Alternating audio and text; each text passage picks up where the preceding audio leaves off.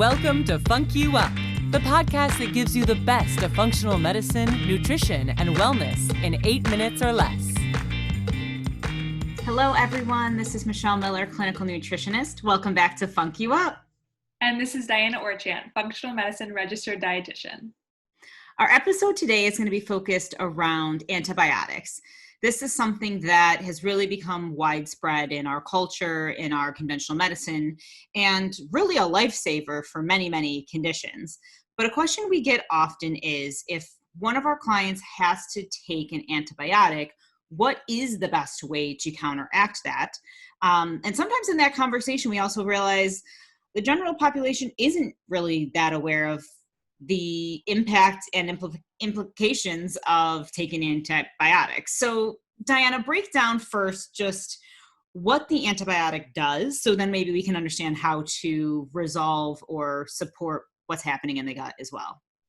Yeah, so antibiotics are interesting because we think, I'm sick with strep throat or whatever it may be, and that they're going to target that the specific bacteria that's causing that disease or strep throat.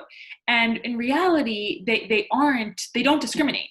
They go in and they get rid of the bacteria that's causing the infection and all of our good, healthy gut microbes that help us digest food, fight off germs, and even make up a large portion of our serotonin, which makes us feel good and happy. And it's important to understand that there's no sensor that's on that antibiotic that says, oh, this person has a sinus infection, go to the sinus cavity, or this has an infection in their foot, go to the foot. This is wiping out the bacteria all over the body. So you think about then the microbiome. Now, we often talk about the microbiome as being this diverse blend of bacteria that really making up a lot of our immune system in the gut, in the gastrointestinal tract. But really, there is bacteria and good bacteria all over our body, and it is maintaining this beautiful balance in our system. And it is extremely important and essential for our body to live. I mean, we are more bacteria than we are human. And so we know extensively the role that antibiotics have on killing off not only the good, but also the bad bacteria, specifically in the gut flora, where there are trillions of types of bacteria. So like Diana was saying, fantastic, it's killing off the bad, but what does this mean if it's killing off the good? Diana, can you just kind of like rattle off some of the most common benefits of that good bacteria that's in our gut? Yeah, so it's super important for enhancing our immune system, making us feel good, both in our GI system, in our gut, but also in our mind, making us happy. And then, of course, like digesting and absorbing all different types of foods and breaking them down, you need all that good bacteria there. Exactly. We know there's ties to the balance of the bacteria in the gut to our neurotransmitters, even our hormones, how well we're absorbing nutrients. I mean, you could eat the most perfect diet. If you don't have good bacteria to absorb those nutrients, like, what's the point? So this is really the important issue here, is that this balance of bacteria in the GI system specifically is vital to our health and our existence. But we do understand that sometimes there are infections, where we have to use these antibiotics. And it is in that moment, if that infection is serious enough, it is better to use an antibiotic that is going to wipe out all of the good and the bad bacteria than to try to deal with that infection. So we do understand you have to weigh the risks and the benefits when using it. But again, I think what's more important now is, okay, if we have to use the antibiotic, what are the tools we can utilize to build back and kind of create a resilient gut environment as soon as possible? It can be kind of hard to think about this, right? Because it's not like, you take an antibiotic, you get rid of all the good and the bad bacteria, you start over, and take probiotics, eat really well, and it's all just going to balance itself out. It really depends on the type of antibiotic, various types of antibiotics can wipe out the good bacteria in your gut for months to years, depending on the type and the combination. Mm-hmm. Yes, exactly. And so the easy way to kind of think about this is that our gut is like a garden. So if you remove the flowers and the plants by, let's say you took the antibiotic, you're getting rid of all the good bacteria, aka the flowers and the plants, there's more room for weeds to grow. So good and bad bacteria, like those weeds and those flowers, are fighting for space. And so whoever wins is whatever there ends up being more of. So we have a variety of ways that we want to try to combat this if you do have to take an antibiotic, which by no means are we saying you shouldn't or it's bad. A lot of times it's super necessary. You should always think about the pros and cons when going into taking one.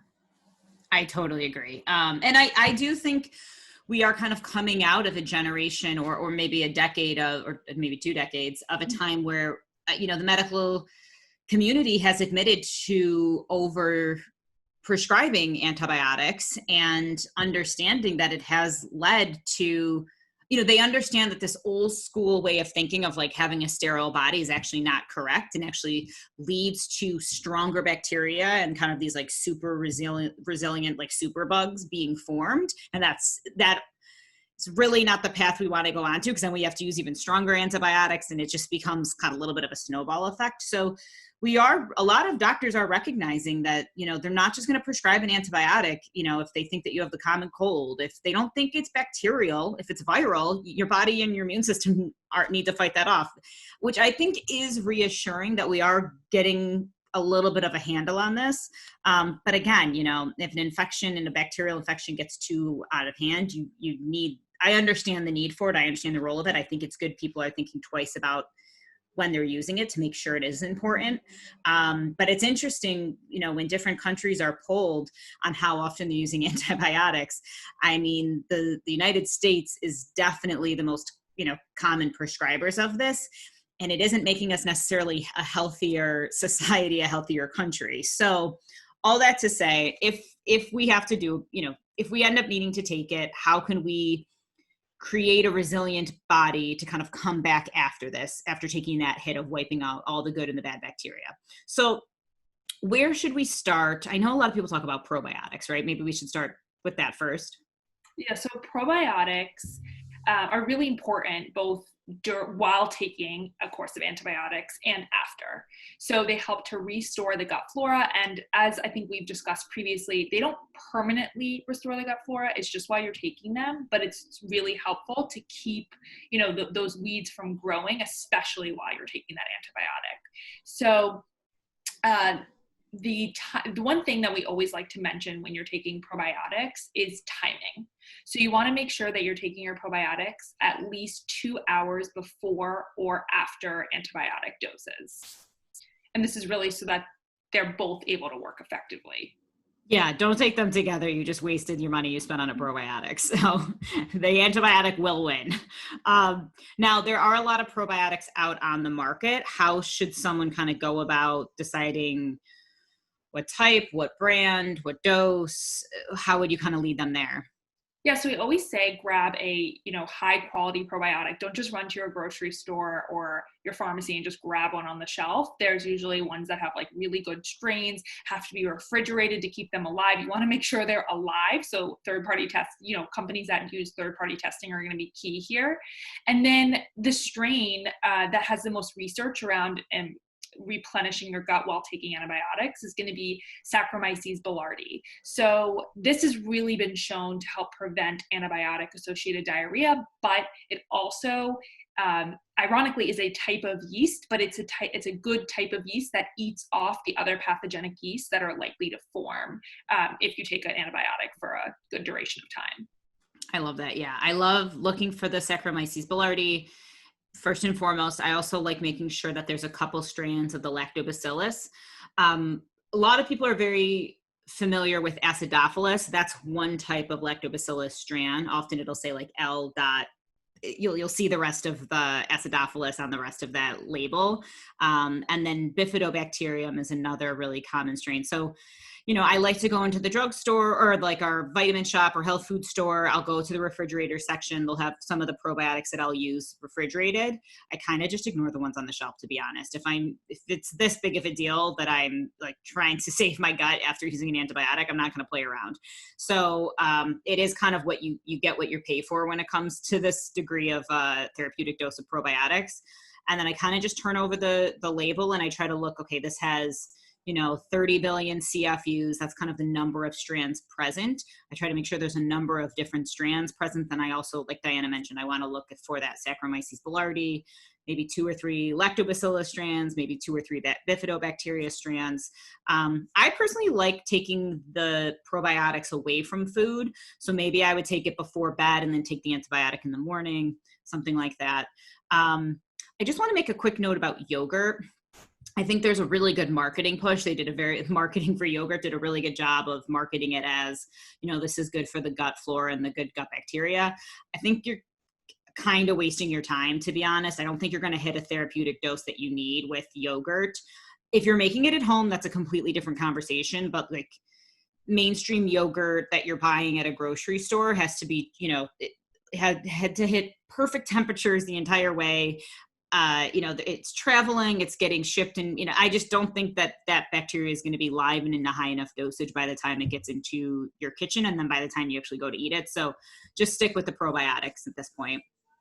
Yeah, and you talk about bifidobacteria and lactobacillus, and what's interesting is that you can also create those naturally on your own by planting the right seeds. And so those seeds, as we know them, are called prebiotics, which are essentially the food for the probiotics. So if you're eating certain types of foods, then the probiotics, lactobacillus and bifidobacterium, are 2 main ones that are often produced, will come of this. So 2 that we usually see in our foods and you hear most talked about are fructooligosaccharides and galactooligosaccharides. So say that slower for us. So they're known as FOS and GOS. FOS and GOS, yeah. FOS and GOS, yep. And it's fructooligosaccharides and galactooligosaccharides. And so these foods are, the foods that have this in them are usually not super digested, so it allows it to go straight to the colon and then grow that good bacteria, essentially. So some of the foods that we see FOS and GOS most in are asparagus, banana, burdock root, onion, chicory, Jerusalem artichokes, garlic, beans, all different kinds of beans, chickpeas, red beans, broccoli, fennel, things like that. And so, while we all like to try to eat a lot of those foods, some of them are a little more obscure. And sometimes when we, are taking an antibiotic or kind of lacking a lot of good bacteria in the gut, we often might need some supplementation if we can't get enough through food to achieve a therapeutic effect. So there are some really great blends out there that have FOS and or GOS. Both are going to help increase those bifidobacterium and lactobacillus levels, though, in our gut. So kind of going back to that garden analogy that Diana was using, you think about, okay, there were weeds in a garden, there were flowers in the garden, the antibiotic came in and wiped them all out. So now you're just left with the soil. You picked up your good therapeutic, probiotic, you started planting that good bacteria back into the soil. But you really want to make sure that sticks, and you really want to make sure that you get that growing before the weeds start growing. So there are these factors that can help, and prebiotics are a major one. Think about that as like nourishing the soil, or, your miracle grow, if you will, kind of making sure you're feeding those seeds to make sure the flowers are really going to thrive. And then you also need things like sunlight and water. And, that's going to talk about more what's actually in our diet. So as we transition to diet, I did want to have you speak a little bit about resistant starches, because I feel like that's the crossroads of like where prebiotics meet diet. Yeah, so resistant starches, there aren't actually prebiotics, but they act as a prebiotic. So they're essentially these starches that resist digestion, hence the name, and they ferment your digestive tract and then feed all the beneficial bacteria in our gut and produce these short-chain fatty acids. So sources of resistant starch are raw cashews, raw green bananas. So sometimes we'll say, buy your green bananas, and then it can be hard to keep them pretty green. So cut them up, maybe put them in your freezer, put them in a smoothie. That way you're not kind of having that chalky-ish taste of the green banana, but you're still getting the benefits. Or you can cook with raw plantain flour or raw potato starch. Another great way that I feel like often goes under not noticed is cooking white potatoes or any type of white or brown rice, and then putting it in your fridge and eating it the next day. That creates the resistance. Once it's cold. Yeah, only once it's cold. It's fascinating. Yeah, that was such an easy thing to implement. So I loved that. And during this time, I would say definitely during the time you're taking the antibiotics and within the month after taking the antibiotics, you also want to pay attention to the foods that would feed the bad bacteria and really limit those things. And I would say primarily that's going to be a lot of your sugars and inflammatory foods. So, alcohol, keeping that to a minimum, your desserts, your refined starches, your white sugars, all of that stuff you really want to limit as best as possible, because that stuff does feed that quote unquote bad bacteria or yeast or other kind of microbes that are able to be stirred up and are looking for an opportunity to kind of grow and thrive in this time where you're kind of rebuilding and readjusting. Yeah, because again, when you think back to that garden, if you make room for, you get rid of all the flowers, you get rid of all the weeds, then different types of pathogenic strains have more room to grow. And so that's where we often see candida and yeast, which we've talked about in a previous episode. You can refer to episode 53 where we talk all about the different types of yeast. But yeah, yeast is really prone to kind of going haywire after taking antibiotics. So making sure that you're eating right, cutting down on sugar, especially during this time, is gonna really help decrease the amount of yeast that could grow or potentially prevent it. Yeah, this isn't a bad time to consider, especially the week of and at least the week after, not a bad idea to consider like a paleo style diet or even like a modified like a ketotarian diet. Because you really just want to make sure you're getting lots of veggies in there, some good healthy proteins, good healthy fats. Really kind of you don't want to be eating food that would be feeding any of the bad stuff, only the good stuff. And you're really at this time where there's a large opportunity to kind of tip the scale either way. So you just want to make sure you're giving your best bet to have that gut rebuilt as healthy as you can. And that transitions into eating our vegetables. So beneficial bacteria love vegetables, so feed them well. A lot of them have those, good prebiotic properties and help that good bacteria thrive. So we always say, as you hear us say all the time, eat the rainbow, eat all the colors, and then also focus on cruciferous vegetables, because while you're kind of taking all this antibiotic, it's going to be putting a little bit of a load on the liver, and that's going to really help support the liver detox process as well. Love that. Yeah. Cooked raw vegetables, consider cooking them in different ways, just so you get your different fibers in different forms. Yeah. Anything else that we want to add that would be helpful for someone if they're really just trying to make sure they, build back their gut as fast and as quickly as possible? I think one thing would just be, we're always thinking, no matter what's going on, support the gut lining during this time. So if that can mean just kind of adding a little bit of collagen to your smoothie, or taking a little bit of bone broth, which has that good L-glutamine in it, which is really good for our gut lining. I think that's just going to be really helpful, especially if you're experiencing any kind of digestive distress during this and you want to take some soothing bone broth to kind of calm some of that down. I love that. And on that note too, you're reminding me cod liver oil is a really common one that we use, because you get the good omega-3s, you get a little bit of vitamin D, a little bit of vitamin A, all really good at decreasing inflammation and helping the lining of the GI tract stay kind of as strong as it can be. So we hope that this was helpful for everyone today. We know that likely if you're listening, you probably have taken an antibiotic at least once in your life. So we hope that you feel a little bit more educated and have some tools now to bring your body back to health as quickly as you can, if that does indeed happen in the future. But bottom line, there is a time and a place for antibiotics. I think it's just a matter of being wise when you're going to choose to use them, not overusing them when it is something that probably is just a virus, and your body just needs to fight off, and you need to give it the time and the rest to do that. But that we know sometimes they have to be taken, and we know that they can really disrupt the microbiome. And so I think really being aware that you have, although you probably will start to feel better from whatever you're treating the antibiotic for, you also need to make sure you're giving your body lots of help and a lot of good nutrition and health during that time to be as resilient as you can and get that good microbiome rebuilt. So if you have any questions at all, we would love to hear from you. Or if you know anybody who is taking antibiotics, about to start them, just finished them, send over this episode, because it will really help them. It's a great gift. So with that said, we would love to hear from you. You guys are amazing audience, and we love to hear any questions and talk to you guys. So you can reach us at Funk You Up at physiologicnyc.com or via our Instagram at physiologicnyc. We'll see you next time. Thanks, guys. You've been listening to Funk You Up. Be sure to like, review, and subscribe for more daily tips on living well.